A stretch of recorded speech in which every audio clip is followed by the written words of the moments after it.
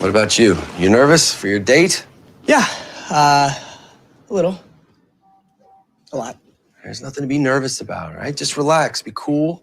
When the time's right, you make your move. Move? What move? I don't have a move. What's my move? Oh, come on, man. You gotta kiss the girl. I mean, yeah, I'd like to, but I don't technically have to, right? No, that's true. You could just learn how to braid her hair, talk about all the other guys who had the balls to kiss her on a first date. Shit. You're a Cobra Kai. Strike first, strike hard. It's not just for karate, it's for everything. Right? Welcome to No Mercy, a Cobra Kai Kickback. My name is Jakob Burrows, and I represent Miyagi-Do. I'm so centered and peaceful that when I learn karate in a montage, it's not set to rock, it's set to classical music, and there's a lot about staplers in it. My name is Jim Scampoli. I represent Cobra Kai because I believe that in a room full of flinchers, the one-armed man is king. Very good. That makes sense. Cobra Kai. You know what? I mean, not to get too meta or outside the realm of Cobra Kai, but when you have to watch a show like Westworld, it's a beacon of hope when you get to turn on Cobra Kai.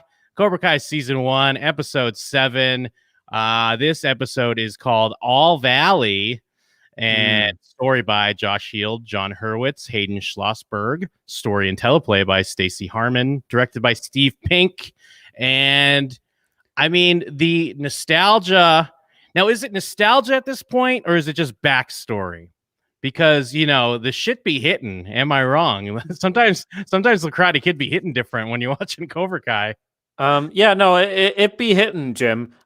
Steve Pink wanted to mention, director of Hot Tub Time Machine. This is the one episode he has directed of Cobra Kai, interestingly. It's a good one. It's all about the All Valley tournament. It be hitting. That is accurate. And also, like you said, at showswhatyouknow.com, we host all kinds of television discussions, and we do a podcast on Westworld called Westworld Theories. And it's so convoluted and slow, that show, especially up towards the third season. Getting to talk about Cobra Kai is a blessing, indeed. And it does be hitting. Now, I do have some slight criticisms of this episode, though. But there's a lot of good stuff in here as well. What is it that be hitting, Jim? What are you thinking of? Well, I mean, there's like that clip at the beginning, and I was kind of mentioning before we turned on the mics.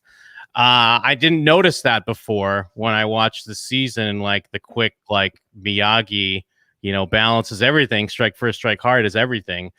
I mean, there's obviously grand sweeping on the nose, like legit flashbacks to things from Karate Kid, or of course the montage with the wax on, wax off that opens this episode. But I like that. There's also little things like that, little sprinkles in. I mean, and I guess it's probably fairly obvious, but I just remember when I first watched this show, I was far removed from Karate Kid. Like, I hadn't seen it in probably like a decade. So now, obviously, watching it, we're hyper jacked in. I mean, we watched Karate Kid 1, 2, and 3 leading up to this episode, which was also important because Terry Silver gets brought up. Yep. So I don't know. I guess it's, in a weird way, it's not recommended to do what we did. Like, you probably shouldn't watch Karate Kid Part 1, Part 2, Part 3, then watch Cobra Kai. Much like, I mean, to your girlfriend's point, that's why she tapped out. Yeah. Because they do a good enough job peppering stuff in. I mean, you'll pick up some of the deep cuts, like a Terry Silver. When I first watched the season, I had no idea what the fuck they were talking about. How I long for the days when I was like our good friend Johnny Lawrence, and I could say, I don't even know who those guys are. Cobra Kai's all good now. We're not an evil oil conglomerate dumping nuclear waste all over the place. Yes, exactly. But yes, and you're hyper jacked in, which is nice, but the show does a great job of handling the other references and just like relying off of just your memory of like the broad strokes of Karate Kid, where it's almost kind of better coming in with a hazy memory of what Karate Kid was. Yeah, no, I agree. Getting into this actual episode, I guess it didn't hit me as much on the first watch through. Cobra Kai is really good at pulling you along so that you're like, if you're on board, you're going to watch like the whole season in one sitting probably. So I don't know. I get it is a different experience doing what we're doing now, and doing it this way. I can see how things can feel a bit rushed, especially with the karate training, like especially with Robbie here, where he learns pretty good karate in the first 2 minutes of this episode. Like there's no training at all of him before this, and then he's doing karate real good. And it has kind of a feeling of pairing the original Star Wars trilogy and the prequels, where in the prequel films, the lightsaber duels are fucking insane and they're flipping all over the place and so on. And this is kind of like comparing what Daniel does with Robbie here to Miyagi and Daniel. Like, because remember, as we watched the original Karate Kid, him painting the fence and all that shit, waxing the cars, it's a long sequence. Like, it's not just a montage. And granted, we'd be bored out of our skulls if they were like, because we know where it was going, so they can't do that. So I'm not complaining as such, but it just is such a great payoff when he does a little bit of karate. He doesn't even do like super fancy stuff. He does it like he manages to block them a little bit. And then at the end, like in the original Karate Kid, when he's done the blocks and then Miyagi comes at him with a combo and it all comes together and he does it automatically. It's such a fucking cool moment in that film. That's why wax on, wax off is iconic. And so I don't mind. Obviously, Daniel's doing it. I love when he's like, I love this part and all that stuff. And his wife rolling his eyes and all this stuff. But it's also like, it doesn't feel as earned because it is just kind of like, now we got to get Robbie trained up quickly. So, so he can also be a karate child, which is fine. But it doesn't quite, it doesn't really work for me that much, to be honest, because it's a bit rushed. And also there's bits where Robbie's like, I thought you were going to teach me karate. You're just having me do your chores. You fucking work for the guy. Like, you clearly, if he was only doing it at home, at Daniel's home, after he finishes work, that would make sense. But he's literally at the workplace and the boss is telling him what to do. And he's like, I thought you were going to teach me karate. No, we're at work right now, kid. Like, he's only saying that because that's what Daniel said in the original. And that's why I'm like losing the suspension of disbelief a little bit. No, I feel that. I do appreciate though that they just lean into the shorthand because again, I mean, the show is Cobra Kai, so we're gonna be more with Miguel and Johnny, but we have to have the other side kind of building up a little bit. So they get to play with that shorthand. You have to kind of assume that there's some more time passing. And we know those beats because we know the source material and where we're coming from. But you're right. Like, it is kind of a cheat. Although, one thing that Cobra Kai excels at, and is another great one in this episode, is the opening title. And when they bow to each other and then the Cobra Kai comes up, I love it. I'm in. It's not hitting the same as, like you said, when Miyagi throws the combos at Daniel and Daniel blocks them all, but it's getting there. Yeah, sure. So meanwhile, we have a kind of full dojo, not as full as before, but these are the students who stuck around. They heard the inspiring speech. Hawk, he's looking cool now, and he's called Hawk, and we shan't be using his dead name anymore. So they're basically flinchers. He realizes we have a room full of flinchers, and they're all like, "Yes, sensei," to everything he says. So he has Aisha punch them all in the face, which is a bit of a contrast to what's happening over at the Miyagi dojo, or should I say the LaRusso car lots. I mean, I guess the car lot, because Miyagi was like steps away. He could have almost had his own car lot. The love of cars, did that come from Mr. Miyagi as well? I assume so. No, that's I feel like that's implicit in the show, basically, when he's like talking about his first car and how exciting that was. But then we get into Miguel.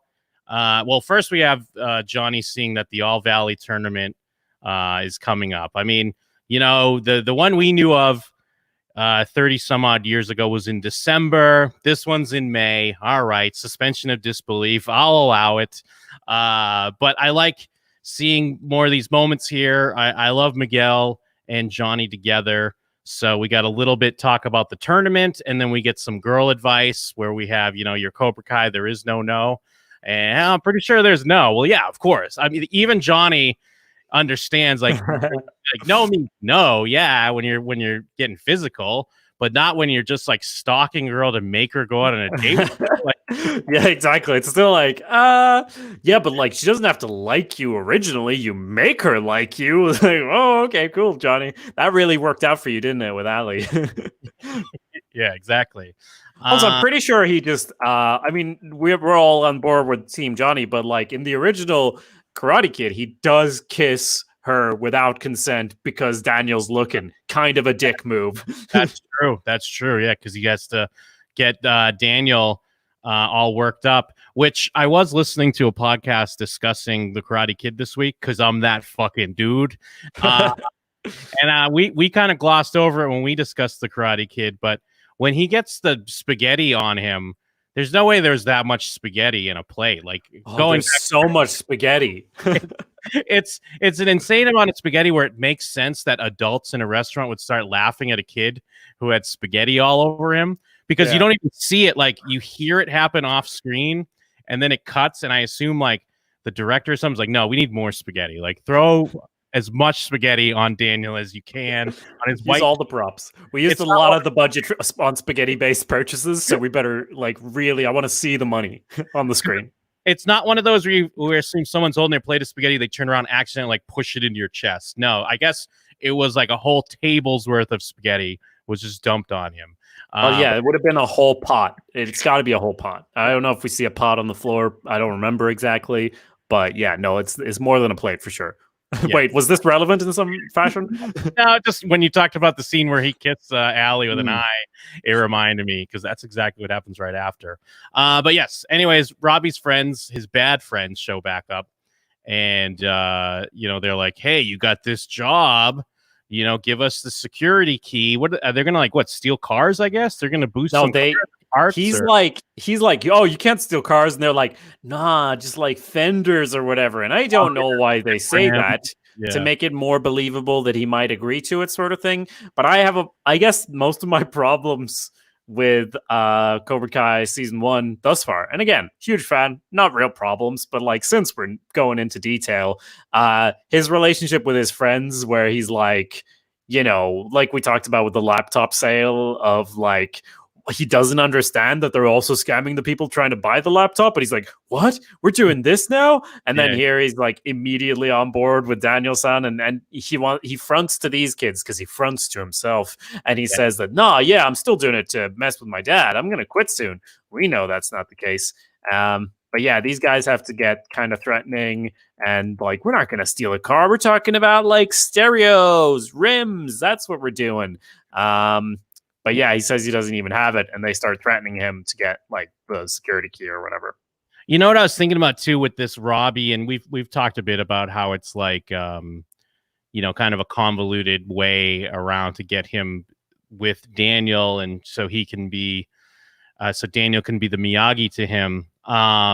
It is almost very reminiscent, at least in Karate Kid fashion, of like the way Daniel has to like run around in circles to get Miyagi to bring him to Okinawa with him, or little trees to just train him again to fight the bad boy of karate, Mike Barnes. So I guess it's in line with that. But I started thinking like, I assume when they were breaking this story, obviously they were like, okay, it's going to lead to Miguel versus Robbie. Daniel as a character, if Robbie just came to him as, hey, I'm Robbie Lawrence, Johnny Lawrence is my father, but I'd like to learn karate from you. The dick version of Daniel that like hates Cobra Kai and Johnny Lawrence, like, would he be understanding, or would he? I guess he'd be a maniac, right? He'd be like, "Oh my God, Cobra Kai, Lawrence, you're his kid," or would he be? Is he that attuned enough that like this is a child and there's no such thing as bad students, only bad teachers? Yeah, but I think the problem is with that it has to be a situation. The situation is so convoluted because neither of them can have the motivation to go to the other, because Robbie wouldn't do that either, because that wasn't his idea. It would kind of make more sense if that was his idea, if he was like, my asshole dad just cares about his karate students, so I'm going to train under his like nemesis. That would be a better payback than going to work in his store. So he could have just gone to him and said that, I guess. But he has to be this unassuming guy as well, and he doesn't care about karate. basically the show is showing us the karate is this way of life that once you come to it, it enriches your life, but you can't seek it out, I guess. Yeah, Then you're bad. I don't know. But I'm just saying, like, hypothetically, the Daniel LaRusso, would he? I guess what I would take from the Daniel LaRusso of the show is that he would initially be a maniac. Yeah. He'd be like, "Oh my god!" Like, and he'd be like ranting to his wife that he's a bad seed. His father picked on me all through high school, threw me off a cliff. Then he would have like. She would say something to him, and then he'd maybe even talk to his daughter, and it wouldn't even be like directly about Robbie. It would just be about some issue she's dealing with like Aisha or whatever, and then he'd remember, no such thing as a bad student, only bad teacher, and then he'd kind of come back hat in hand to be the yeah, and to add to that, here's how it would go. Robbie would go to him, right, and he'd be like, "I want to learn karate from you," and he's like, why do you want to learn karate? And he'd be like, "Oh, because I want to piss off my dad." And he's like, "No, I'm not teaching you karate. You're just like your father. You just want to like inflict negativity in the world or whatever." And then he'd have all of this stuff and Robbie would have to have some sort of speech at him as well, I feel. And they'd all have to make speeches at each other. And then he realized about no such thing as a bad teacher. And maybe I can turn this guy and make him good. But no, I guess that would also be less tension because we need there to be this tension between Robbie and him as well, where he doesn't know.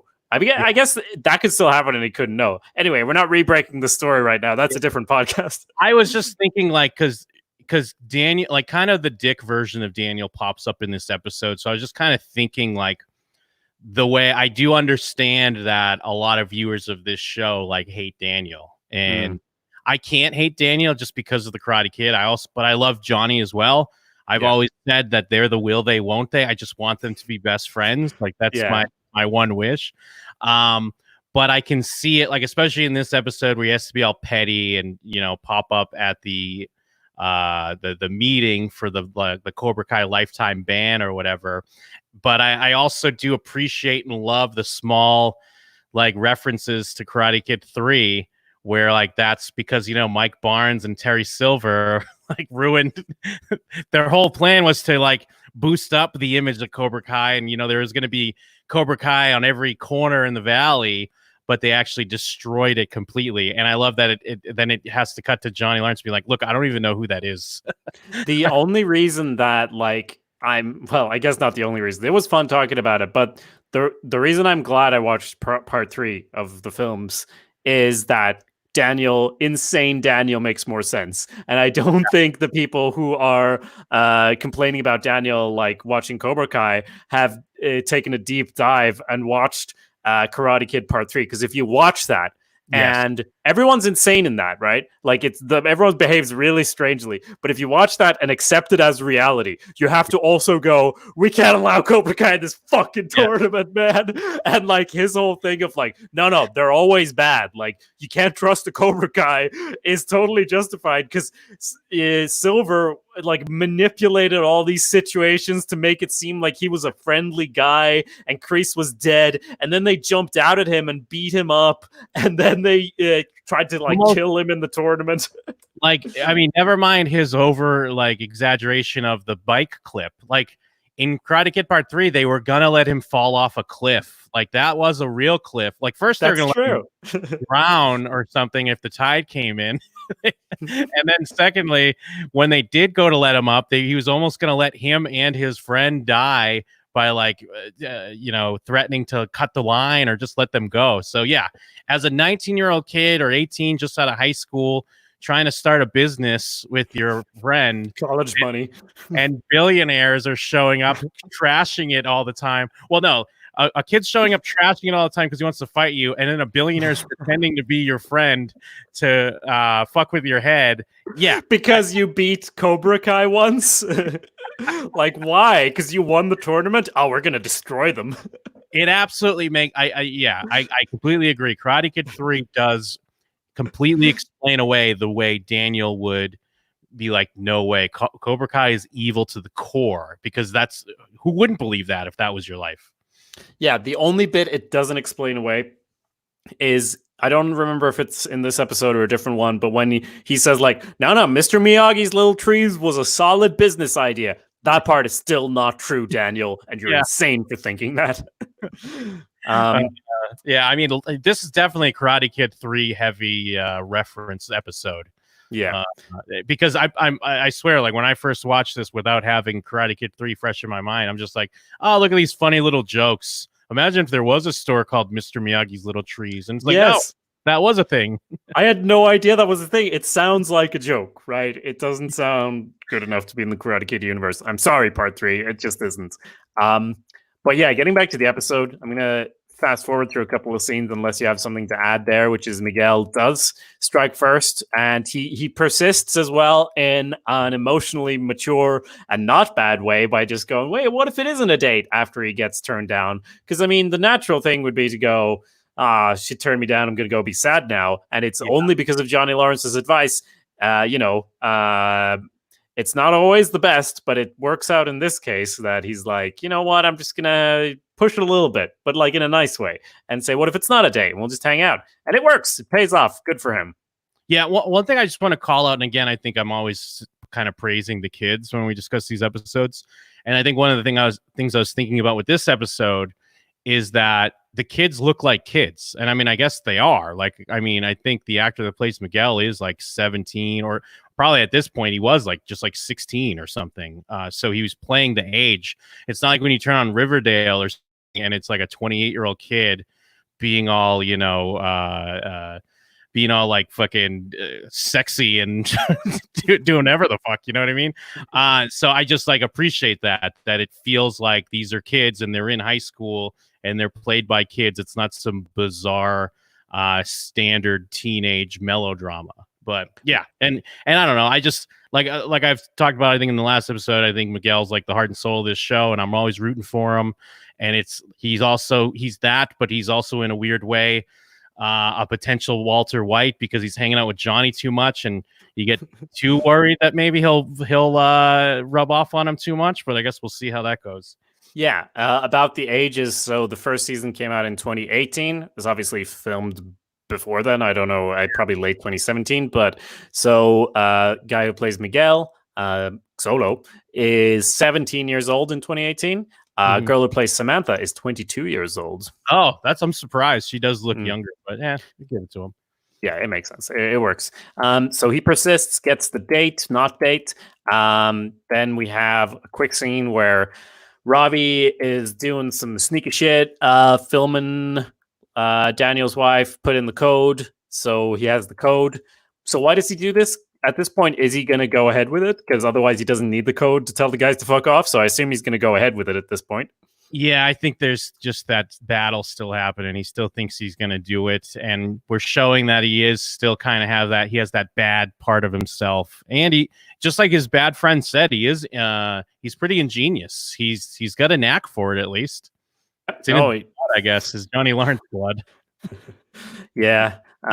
So we have Miguel talking about ideas for dates, Aisha rolling her eyes, and Hawk showing off his brand new tattoos of a hawk with a mohawk. And he's like 15 hours in the chair or whatever, 14 hours. I'm like, it's like cartoonish. It's kind of unbelievable, but it's just so funny that I can't help it, that he's gone from being such a wimp to this. But I'm just so on board with this new character called Hawk. I can't complain, No, I agree. And I think we kind of mentioned a little bit when we were discussing the earlier episodes that we almost kind of forgot who he was beforehand. And yeah, it's a cartoonish joke, but it still in a weird way makes sense in this reality that like this kid, like this mouse-ish kid or bookish kid, finally gets like people gassing him up a little bit, and then he starts to feel belonging, that he's gonna go like so into it. But then he also has to have that moment of like, yeah, I'm gonna have to wear a shirt till college. Please don't tell my parents. Yeah, that is good. There's a balance there. So Aisha, even though she's complained about, she told Sam to fuck off basically at lunch last time they interacted, but she's given some tips. She likes chocolate and astronomy. Miguel devises a plan that Johnny then tells him is a weak ass plan for pussies, and you should go play mini golf because that's what real men do. But he's accidentally right because that's where her dad brought her when she was young, because that's where he also went when they were in the 80s, and everything's about the 80s in this show. Yes. Yeah. I mean, because we have to go to the golf and stuff because golf and stuff's in the first one.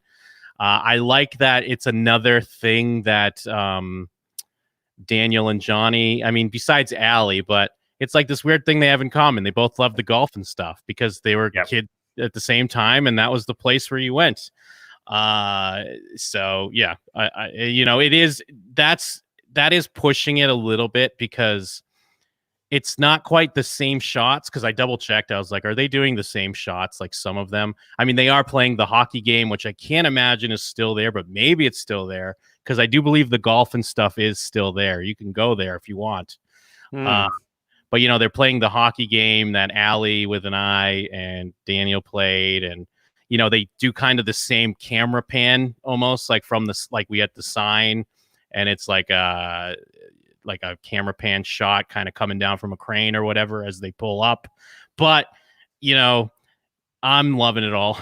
They're using the song from the first, like not the song from the first date, but when Daniel tries to go and win Allie back after he was a jerk and she doesn't want to talk to him, and her friend's like, she punched her after her wrist still hurts after she punched him or whatever. It's the same song that's playing when he kind of goes and wins her back. Right. Yeah. And it is like, it's a little bit of shorthand here, I suppose. But, what better to make two kids fall in love than golf and stuff? We know this from the first one. So at the end, they're like, so at the end of the day, to just follow through on this storyline there, she karates him. He thinks he's going to karate her, but she karates him, and he's even more head over heels, like literally. And she kisses him. She strikes first. You imagine maybe she's got some Cobra Kai in her, and I'm not just talking about Miguel. Hell yeah, I like what you're doing. Mm-hmm. But yeah, I mean, I still buy it. I buy that they make a cute couple. And you root for them. You want them to succeed. Meanwhile, like you mentioned, they bring up Mr. Miyagi's little trees because Robbie's out back trimming the bonsai, and we get a little bit more of the Miyagi, like, hey, I wasn't good. I didn't think I was good at this either, but Mr. Miyagi told me, you close your eyes, you visualize what you want. It is kind of fun that Robbie has to be like, so yeah, this is like a metaphor, right? Because hey, audiences are hipper these days. They'll call stuff out. So in a nice meta text, he calls it out, and he explains it to him. Well, that's true. It's like again, talking about the third one, when it's like you've got strong roots. That was like, and then you have to show the tree in the third film how it's growing stronger, even though it was almost broken. Like, no, you got strong roots. And here it's like, Daniel's like, I don't remember. Robbie's like, I'm the tree. He's like, no, you're the roots or whatever. I don't remember. But yeah, you're right. We're a bit more hip to things like that now. So yeah, I mean, we kind of went over that I do like the before the date. And it was the clip at the start of the show when, Johnny's telling him he has to kiss her. Although Miguel came up with a great date. It would have been a great date either way. It was a win-win situation for Miguel. That's true. It sounded like perfectly thoughtful, sweet thing. And then he's like, nah, don't do that gay shit. He's like, Johnny coming in there. Take her to the golf place. That's cool and badass. We got to... I was just going to say, I just love that quick moment when he's telling him how he has to kiss her. And then he's like, well, I'd like to, but do I have to? Because he's so, he's a little nerd still. He's scared. I just like that moment. Yeah. And, we got to call out how they're pumping each other up in this episode because, that's what they do. That's when their dynamic works the best, when they're teaching each other. Who's the real teacher, eh? Because, they've been banned from the All Valley tournament. And so even when Miguel's like, would you just give up? That's not a Cobra Kai way. And he's like, yeah, but this is real life. But then he's the one always talking about it's not just for real life, or it's not just for karate, it's for real life too, much like Mr. Miyagi. But I do love the moment when he's like, you're right, I'm gonna go beat them up. It's like, no, that's not what I meant. Maybe like we can fight, but in a different way. And so he fights by taking a briefcase from the dumpster and going down there in his suit and all of that. And it works out. Yeah, Miguel gives him the advice of like, well, if you're thinking about punching him, just make a fist. But, you know, you don't have to punch him. And he's like, all right, I guess we'll try it out. I do think it's funny that at the meeting, they're having this discussion about the mats. Yeah. Because it's almost like, I don't know, they had to set up the audience to be like, look, you know, we might not have the same color mats. All right. I know we're referencing everything here, but let's plant a little seed. Although I guess that's also kind of if you're having an all valley karate tournament annual meeting, that's the stuff you break down, right? That's what you got to argue about. Yes. And also, I think it's great because the way they talk about it, like the way, like, if this is about the food last year, that won't happen again. Like, it also shows that karate is on a decline, as we can see it from society in general, because it's like they have to say things like, back in the day, karate in the valley, you know, it was like football in Texas or whatever. So they get to explain why it's not such a big deal, and also why these people might be on board with a new dojo, because like, fuck it, we're running this tournament every year and we're just seeing a decline every year in interest, and people keep getting food poisoned. Maybe we can spice it up with new mats. I don't know, but you got this cool new sensei coming in here. He's spouting, talking about how he's going to get people off the street. I don't know. I kind of like the cut of his jib. Yeah, you'd have to be a real heartless prick to not side with Johnny here. I mean, there's that one dude that's loyal to Daniel, like, hey, I'm sorry, I don't know you, but I know Daniel LaRusso, and this is a stand-up guy. Yeah. But everything he's saying makes complete sense. And a lifetime ban, but it's been 35 years or whatever it's been at this point. It's like, come on. And it's just a silly underage karate tournament. I think they've paid their penance. And again, like I was saying before, Daniel kind of looks like a piece of shit here, but as we've mentioned, he has been through the ringer with Cobra Kai, so it's fun for him to see the forest through the trees. Yes, and Terry Silver died in a helicopter crash as well, so that version of Cobra Kai is long since gone. Kreese is also dead. They're all dead, so just let me revive it and make it good and real. And basically the episode just ends with him coming in. Like, this is the one, I feel, episode. Well, not really, because I was just going to say that all of them pull you forward into the next episode so efficiently. This one does as well, though. It just kind of ends on a jubilant note of like, he had a great date and Johnny managed to get the ban lifted. It's all great. They're even chugging the good stuff for real men. Because like, this is where we also remember like Johnny's like a father figure, but he's also like the cool uncle. Yeah. He's not quite a father figure. I love that Johnny's lesson is he learned that he doesn't always have to kick ass. Like, or like, not so much that he doesn't have to kick ass, but he can kick ass in different ways. Like, that's the epiphany he has. But it is a great, first there's a great line when the guy's like, badass name for a karate dojo, though. We call him out because it is a badass name.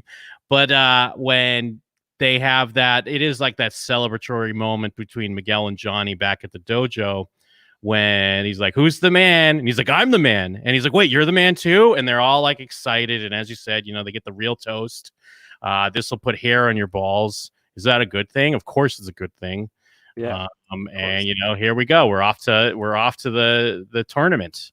Yeah, we pan in or zoom in or move in, whatever, on the poster to show that's what's to come now for the rest of the season, which makes sense. We have to touch on Robbie beats up the guys, which again, this part of the like Robbie's storylines, I never believed in Bad Boy Robbie, I just believe in like kind of annoying Robbie. Like, and like, I'm not complaining about the structure. The structure makes sense because we have him take the picture of the code, and then we have him get guided, with the trees. And Daniel talks about just visualize what you want your life to look like, and then make it happen. Like, you've got good roots. You decide how to grow based on them. So he realizes he just doesn't have to just go with the wind or whatever.